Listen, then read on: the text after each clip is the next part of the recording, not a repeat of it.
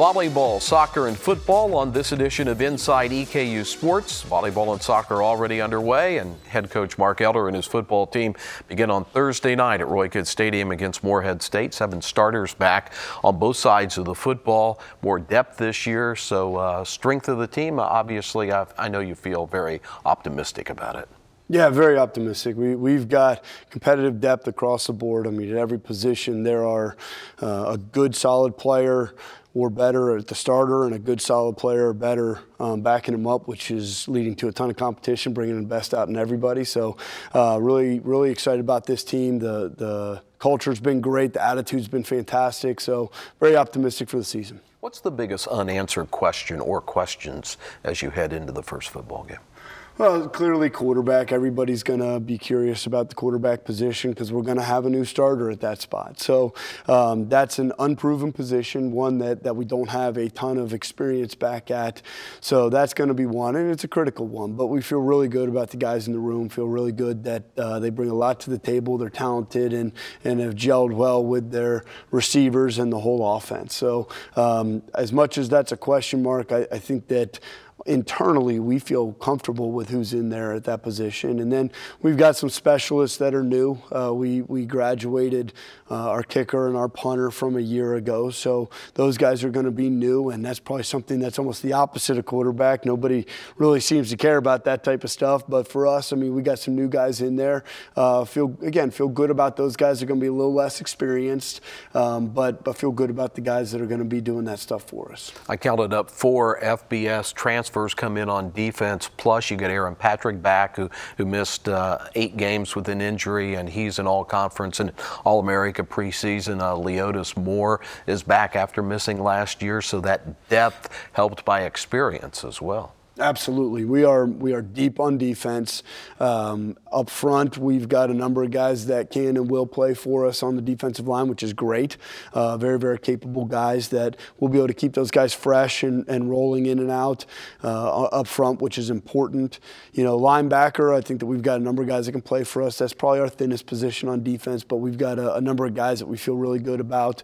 And then secondary, you know, we're deep. We're going to be playing more than one guy at each spot. So that includes nickel. So we could have 5 guys on the field and be too deep at that spot. So feel good about our depth, and that should keep us fresh, keep guys rolling in and out so that we can be playing extremely hard.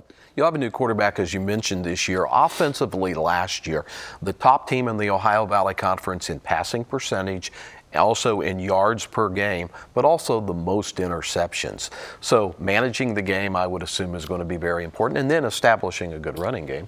Yes, well, taking care of the football for our whole offense, and it's not just the quarterbacks, it's everybody that touches the ball, it's everybody that's blocking for the guy that's got the ball. That is of the utmost importance, because that is, outside of just the score, that is the largest correlation to whether you win or you lose. So that's going to be the most important thing. We think we've got a slew of backs that are very, very good. We got 5 running backs that we feel very, very comfortable with carrying the football in meaningful time that can do a great job for us. I think that our offensive line is bigger, more physical. We're going to be able to open more holes for those guys and then let those guys do what they are capable of when they get in the open field, which I think is they're capable of a lot. Morehead State is your first opponent on Thursday night at 7. They're 4-7 last year.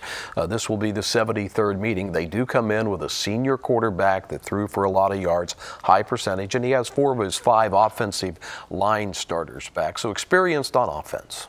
They are very experienced on both sides of the football. So offensively, the quarterback's what makes them go. They are an up-tempo offense. He's a veteran guy, going to be a senior, as you had mentioned. He's been very good in the past. He's good at both throwing and running, extending plays, or actually on design quarterback runs or design quarterback reads. So he's very, very dangerous. He's got a number of weapons skill-wise back. Number 13 is outstanding. I mean, he was a darn near 1,000-yard receiver a year ago.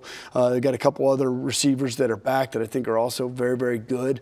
They got a couple running backs that I think are very talented, and they had a lot of different guys play on the offensive line a year ago, so they've got plenty of experience back up front. So they're going to be a potent offense, and one that was already very good offensively. And then defensively, they return a lot of guys. And statistically, they were just okay, but they've got 9 starters back. And I have personally been a part of a defense before where I coached on where you weren't very good one year, but then you returned almost everybody, and suddenly you were really good because those guys that were just all right a year ago had that experience under their belt, and they're ready to be playmakers. And so we're expecting a tough opponent, a team that's going to be a better team than what they were a year ago. Finally, Mark, it's been hot at practice at times. I was out there on the hottest day the other day, and I know your guys and your coaches, you have to be ready to go because you're tired. I mean, it's a cliche, but tired of hitting each other. The guys are certainly ready to get into in-season mode where you've got a contest every single week coming up and a bigger purpose. You obviously come in very excited right from the get-go because you're getting to put pads on and play football again. But after a while, you want to have a purpose, an opponent to judge yourself against. And so the guys are certainly excited to have that opportunity on Thursday to go out and perform in front of a great crowd and be judged. Good luck against Morehead State. We'll be back here next week to talk about a win. Thank you very much. Colonel fans will notice some changes to the game day experience this season. Before you head into Roy Kidd Stadium, check out new live high-resolution sports content on a 12-foot by 7-foot LED screen in the Colonel Club parking lot at selected games. Our youngest fans can enjoy the new family Fun Fanzone outside the main entrance to the stadium. Enjoy inflatables, interactive games, Mad Scoops ice cream, and food trucks. It's open 3 hours before kickoff. We're also offering a new Family Fun Fan Pack. It includes 4 game tickets, 1 single game parking pass, and a $10 food voucher to the Food Truck Alley. This ticket package, only $50. The EKU Student and Greek Life Tailgate Lot is sponsored by Apollo's Pizza. It will offer some of Apollo's favorites in front of the Fitness and Wellness Center, along with music from DJ Sturl the Pearl. And for the Thursday game against Morehead State, the Fan Jam Tailgate is going to offer free Apollos and T-shirts for the first 500 students.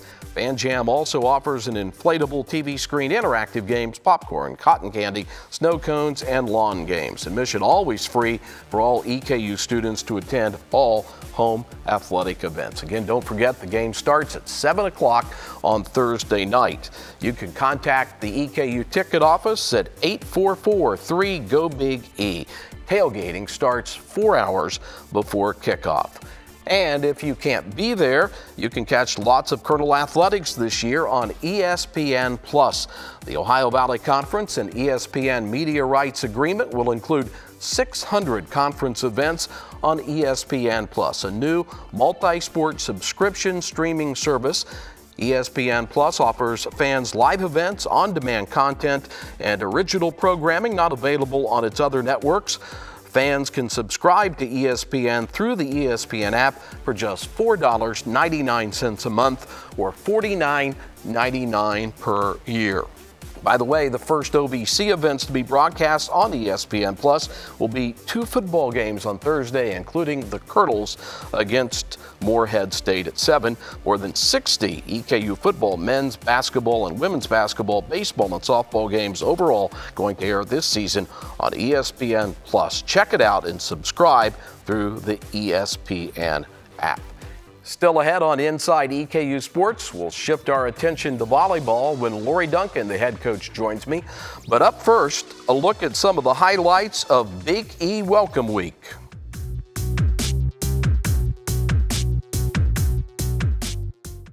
Every day is a concept that few people can commit to. Every day requires a level of dedication that forces you to test your limits. Every day I'll give back to the community because I draw strength from their support. Every day the sounds of your cheers will echo through my mind. Knowing that you have my back means I can always look forward. Every day I'll be too tired to sweat and my bones will ache. Every day will provide me with the slight edge that I need to succeed. Champions are built every day.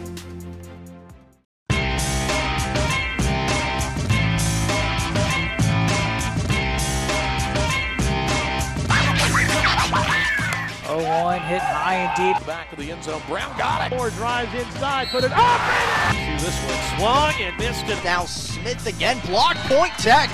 Nice turnaround by Johnson. Near post. Kick in. Any place, anytime. Find it here. The OVC Digital Network.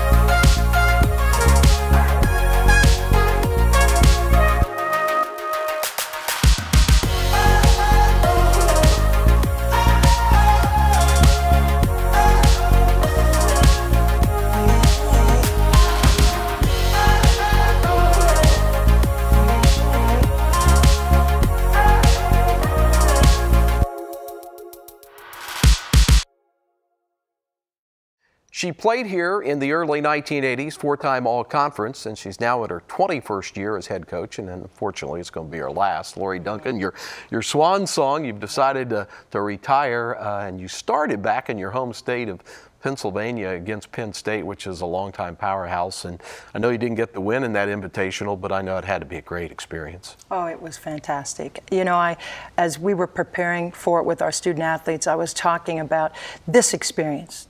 Division I women's volleyball is about two things: opportunity and the experience of playing the best teams.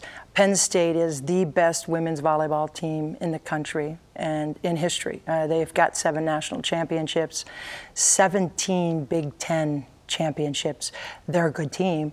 Knowing that, iron sharpens iron, we wanted the opportunity to go up against them. So, and you played pretty well. We did. We played very well. Great defense. Ball control was really good on Friday night, but unfortunately on Saturday, you know, we weren't passing the ball as well. We weren't playing as good a defense. But, you know, we're still working with lineups. We haven't yet settled on a lineup that we feel is going to be the one that's going to help us win an OVC a championship. And that's what the whole preseason stuff is all about. It gives us chance to challenge our student athletes, see who can do what. As we get closer to the middle or latter part of September, we should be in a very good spot because we're playing really great teams between now and the beginning of our OVC season. Before I talk about your team a little bit more, it is your last season as the head coach. Does it feel different or make the way you approach the season any different?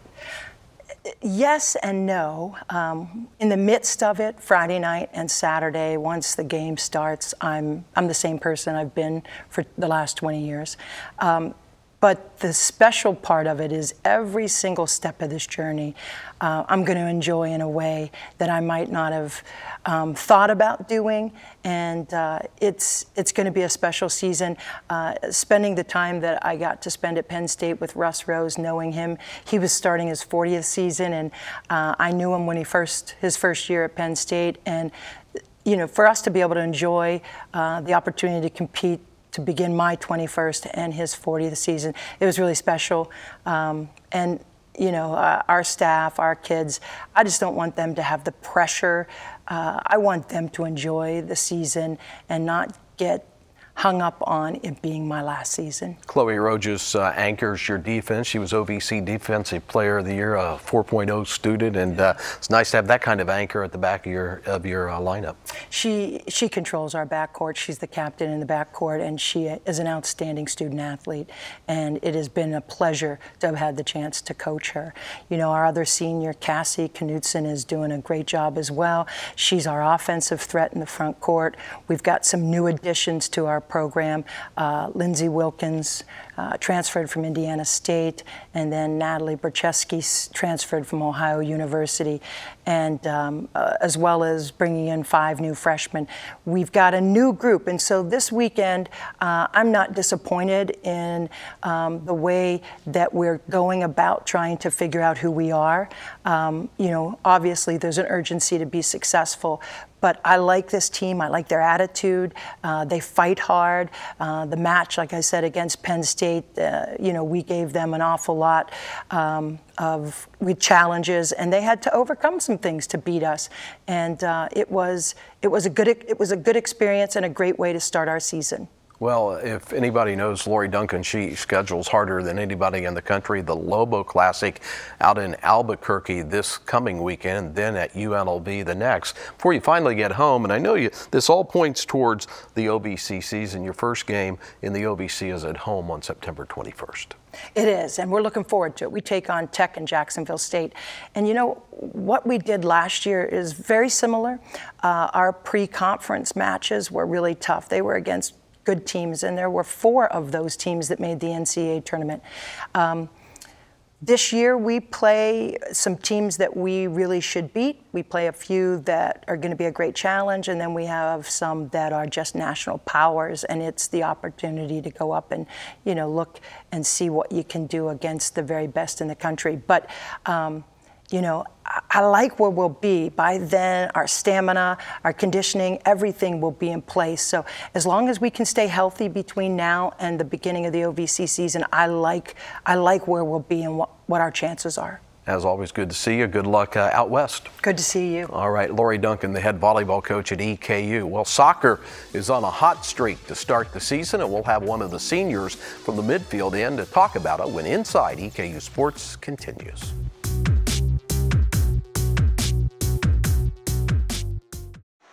At EKU, you'll learn to take a broader view of your world. But we also understand it's the details that shape the big picture. So go ahead, play with fire, think on your feet, or touch the sky. Here, you'll be a part of something new, something big, something beautiful. Be a colonel. Your time is now. We are more than just athletes. We inspire scholars. We inspire leaders. We inspire champions. We inspire family. This is the Ohio Valley Conference.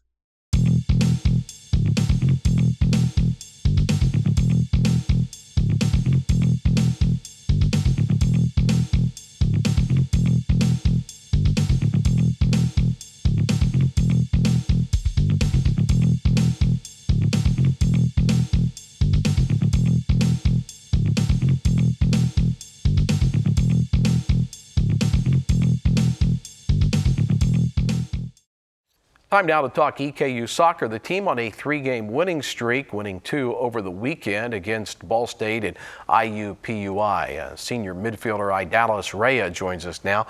Good wins over the weekend. Ball State had won the Mid-American Conference West 3 straight years. And why is the team playing so well right now? I think we just have a really good chemistry going right now, and we're just going in from one win and then just bringing the hype, just continuing on. Feel different being a senior? Yeah. You just kind of like, you're a leader now, right? Yeah, it's a little nerve-wracking, but. Yeah, but it's, why soccer? When you grew up and you decided to play a sport, it's become a very popular sport in the U.S. So my brother was initially the one who started in on soccer because I was a big baseball person.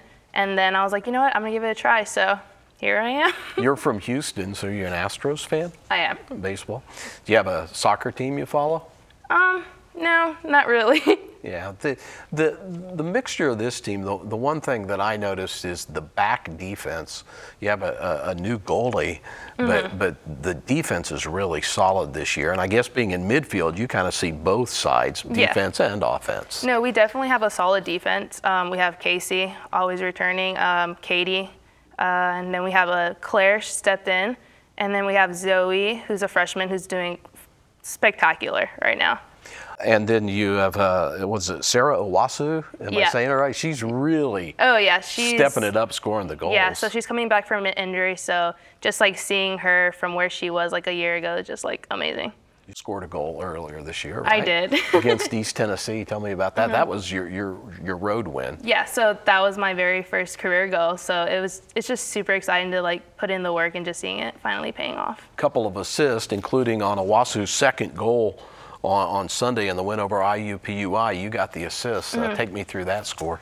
Well, I just saw Sarah making this great run, and I'm like, okay, here you go. And as soon as I passed it and I saw how she was, I'm like, this is a goal.